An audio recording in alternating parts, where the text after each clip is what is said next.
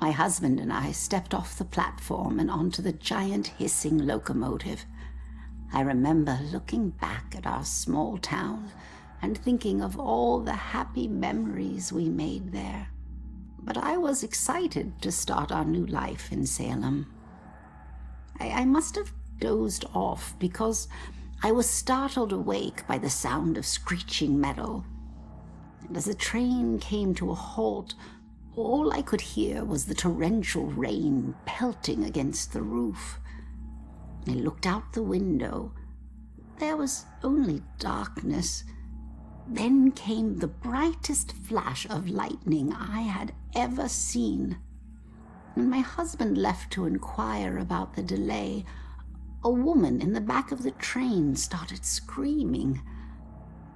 We rushed over to her and asked her what was wrong, but all she could manage to say through her sobs was something about seeing the spirits of the dead wandering in the rain. Stranger still were the passengers that were suddenly stricken with the painful memories of their past. It was at this point that I became truly terrified, so I set out to find Joe. When I reached the cab and still hadn't found him, I was worried. I looked out the front window and saw the train's conductor laboring to move a downed tree from the tracks. And there was Joe, walking up to help. However,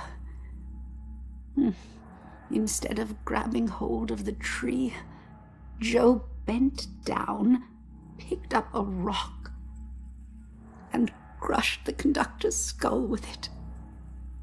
When I left the train and ran up to him, I could see that this wasn't the Joe I once knew.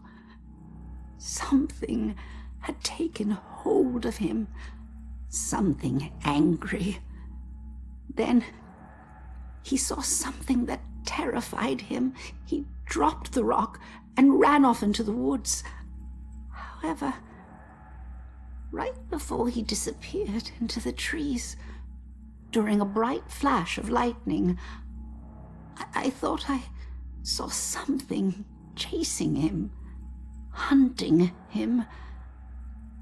I can only describe it as a ghostly specter, cloaked in black.